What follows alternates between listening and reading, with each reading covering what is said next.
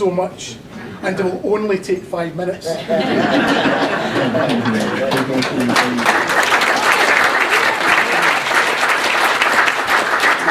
These are all, of course, gross understatements, but as a great philosopher, or was it a comedian, once said, women are to be loved and not understood.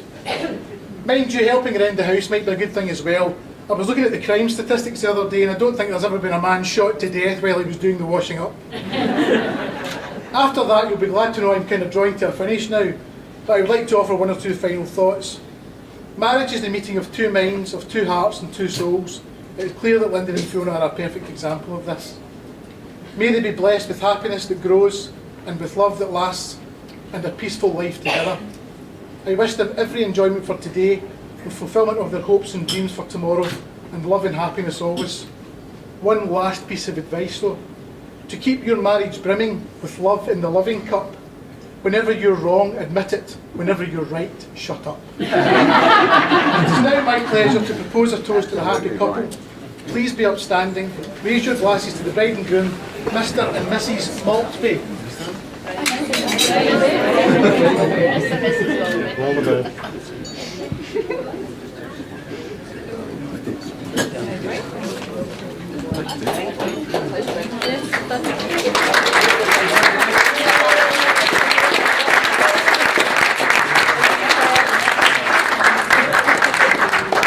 Ladies and gentlemen, the next speaker today is a very lucky man himself, the groom.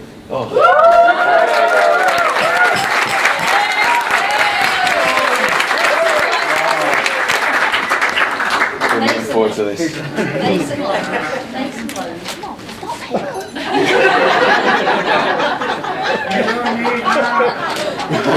Oh, here, go on, Colin.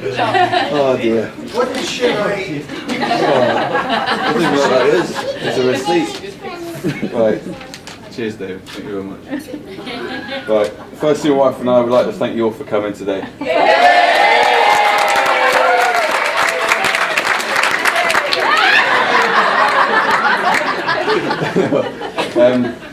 I'd like to take a moment, please, to just remember the people who couldn't be here today. Most notably of all is Fiona's father, who I'm sure would have been I'm sure they would have been very proud to see his amazing little girl turn into the beautiful woman that she is today. But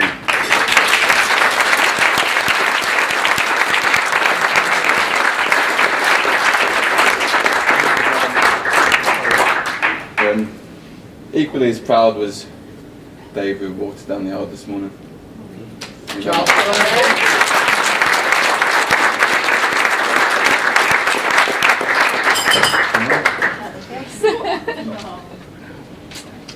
Right, another part of Fiona's upbringing was Fiona's mother, who has been instrumental in planning and organising today, and we thank you for that.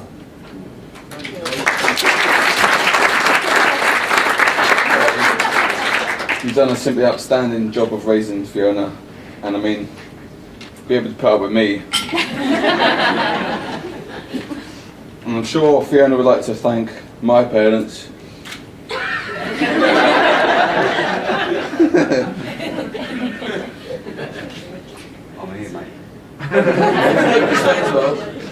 But seriously, a massive thank you to both of our parents. The amazing job they've done in bringing us up.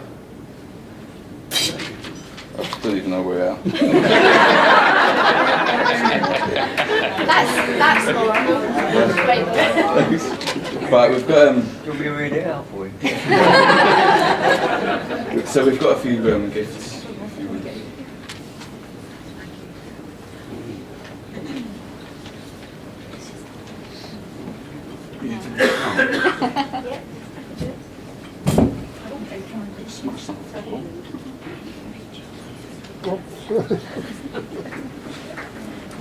It's you.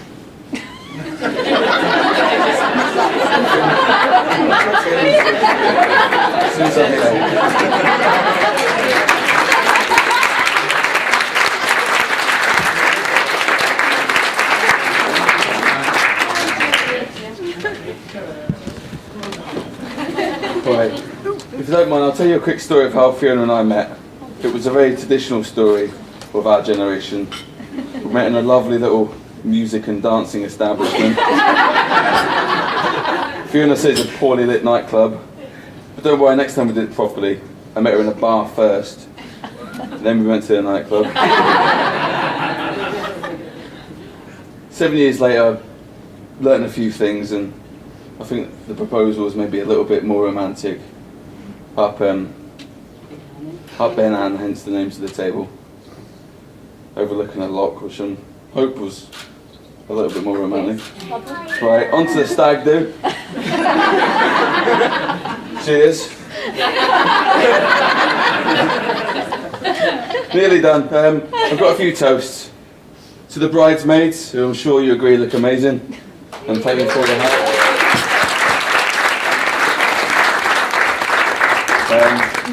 To my best men, Elliot and Terry, and the usher, for getting me here safe and sound. Freeze it. And to Fiona's mum for all your help today. And lastly, to my beautiful wife, Fiona Maltby. Well, thank you very much, and cannot wait to spend the rest of my life with. Thank you very much, and just go easy on me, guys, yeah?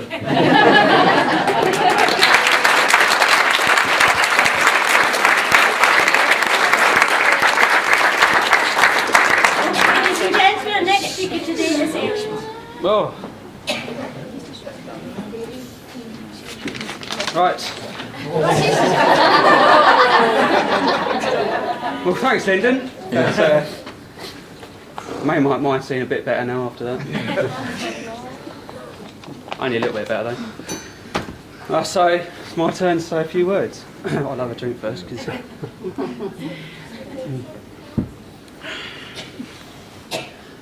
So, thank you all for coming. I think we can say that earlier on was superb in the church. It's very, very nice. Well, a lot of us have travelled quite a far way to come here. Some of us are from Spain, some of us from even Canada. So, thanks you all for coming. Where are we on here?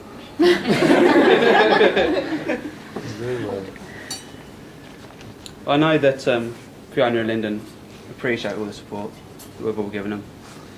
So, brilliant. I'm sure that some of us married chaps have got a few words for Lyndon now he's married. Let him know what's to expect from him. So, I don't suppose many of you know who I am, really.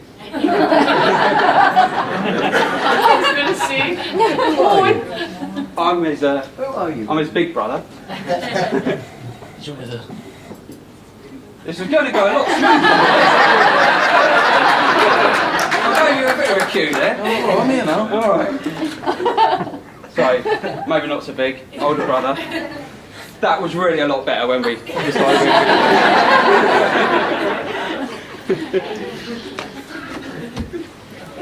Okay. So, I'm really not doing very well at this at all. am I?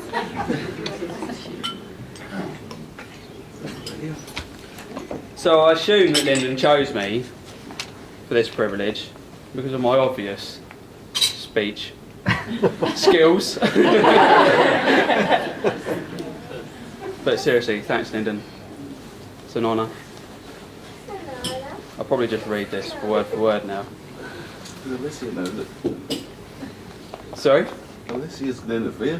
Do you want to do it, Lizzie? Is that a yes? You big guy.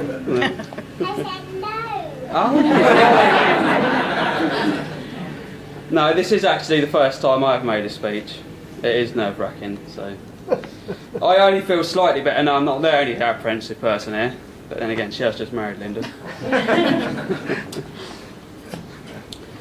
I think we can all agree that this service this morning was really, really great. The bride looked beautiful, and the bridesmaids, Tracy, Joanna and Heather, came a fantastically close second.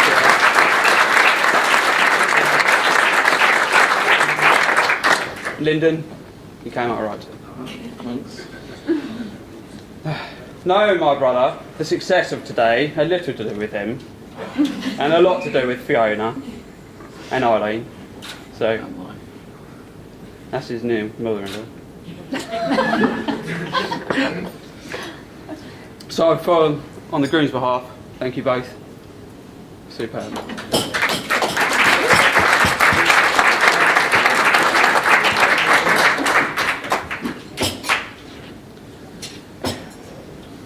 Everyone here knows that Lyndon left school and joined the army to make him the man we know today, and he's made us very proud. He learned many things in life in the Reamy Regiment, one of which was to drive. But being in the army, the driving test may not have been quite to the same standard as civil life. One time on leave, he just passed his driving test. So, he was on leave, first port of call, obviously, by a car. You can probably imagine the kind of car we got when I tell you that on one trip to Norwich, which was a local journey, the rear caliper fell off. So for the next day, when he was planning to take me to my driving theory test, we had to drive in my car.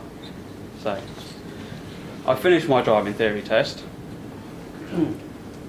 I look at my phone, check the time. There's a message on there from my mother. You'll have to get the bus home. Right. So I phone her up to find out why on earth I'm getting the bus home when Lyndon is supposed to be picking me up. I quiz her a little bit. I do finally find out when Lyndon dropped me off for the driving theory test, he drove 500 yards down the road and managed to smash the car into the front of a solicitor's office.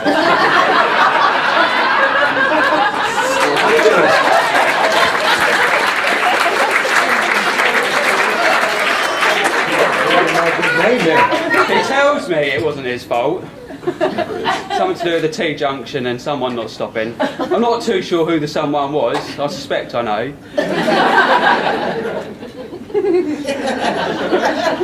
But also he met some smashing friends. Graham, the other best man. Yeah. The kind of best man that organises things like the stag do. Offers support leading up to the wedding. All the things that are asked of a best man, unlike me who just turn up on the day, do a pretty awful speech, sit down, and then you can forget about me.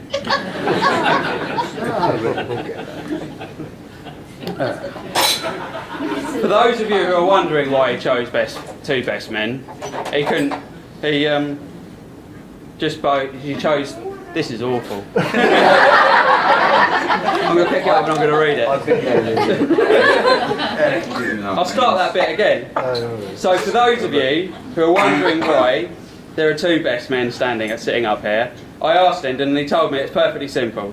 He wanted to appoint a best man for the occasion, but sadly he couldn't find one, so he asked two barely competent ones instead. I think what I'll do is I'll just read it now.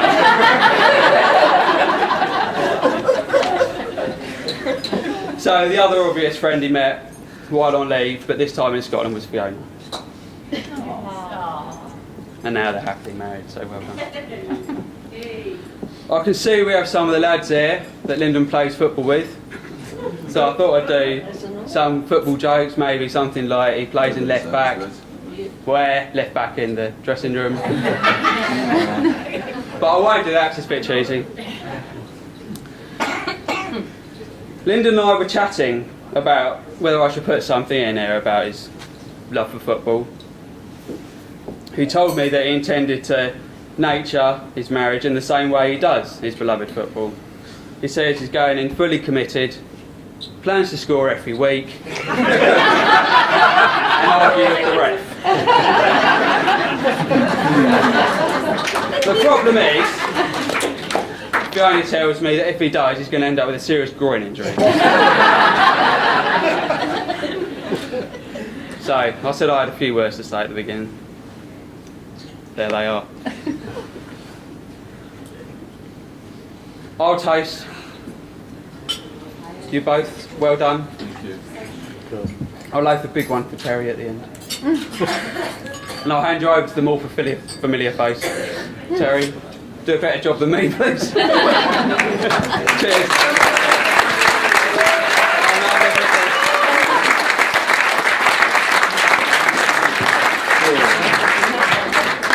Ladies and gentlemen, Grail. So everyone's confused straight away. I'm Ray, I'm Terry, I've got two names, don't worry about it.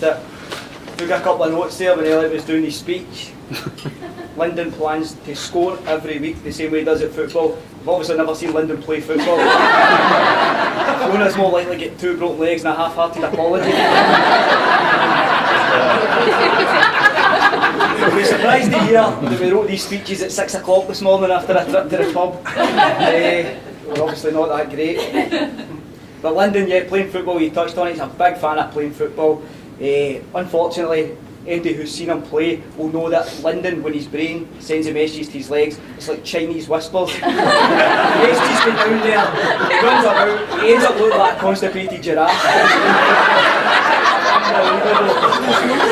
The rest of the boys that play football with them, the team up there in the back corner, oh no, they've all carried him all the way through this season. There's a wee lot of boys up the back, you've got to cheer for It doesn't deserve that. Obviously, I met Lyndon when we were both stationed in Germany in the army. Quite a dangerous place. The two of us were posted out to Iraq together. Lyndon is the only person, he's a mechanic, I should say a mechanic, in the army. He's the only person in the history of the Remy in the army to have his hammer taken away from him because he's too dangerous with it. And then on the same night we handed a gun to protect the camp. That just sounds like an army for me. So we are talking about cars as well. I remember we were posted out for a wee tour in Canada. It was a holiday actually, but it was a trip out with the army. Lyndon arrived a month before me, bought a car. When I say a car, this thing cost $200. It had a smashed windscreen. You don't need to fix a windscreen over there.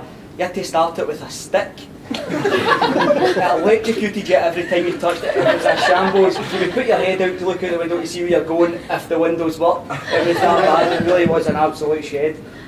Just read this, sorry, I just downloaded this morning. Oh yeah, I remember Lyndon gave me a shot of this car, great car. Driving along the road, turned a corner, flew into the bushes in the car. The steering lock went on. Lyndon was sitting in the bushes in the car. Oh yeah, that happens.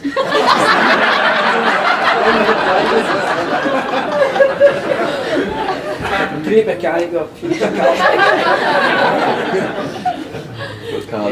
Obviously, the army's a big part of his life. You leave the army, it is a life, it's not just a job obviously when you're out there. When Lyndon left from Cambridge, obviously London why he came up to Scotland, but Lyndon loved the army, it was great.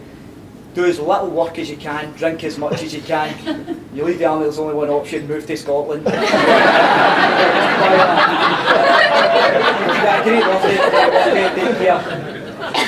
I mean, we got our first flat together. Obviously we're not even married. I got a flat, Lyndon moved in. I can remember, he sounds very posh when he's up here, those of you who know he's not posh at all, but he sounds very posh. Our first trip up to Papadocks, this is an absolute dive of a nightclub. Sorry Sadie, because he's got a season ticket there. It was an absolute dive though, and I can remember thinking, he's too posh for this place. He came in to me and he was like, which tie should I wear? Oh, it's embarrassing. Anyway. Yeah, after that we told him there's 2 events we wear a tie and come on old, funerals and court. Lyndon had a bit of trouble with the language when he came up. He's used to speak to Scottish people. When we're all together it's a bit different. We had to buy him some words, magnet words to stick on the fridge. Every time I told him I was going for a job he thought I was going to work. Then when I was back after 20 minutes with a paper. That was a bit strange. Really put what job out. I remember one time though, it was in the middle of the summer when he moved in, I told him we were going for a scooshy fight. Oh, I think you know what a scooshy fight is. Lyndon just looked, he thought we were going for a gang fight. I was like, no, a scooshy fight. So posh, fill up bottles, we all soak each other. And there's that, oh, a water jewel.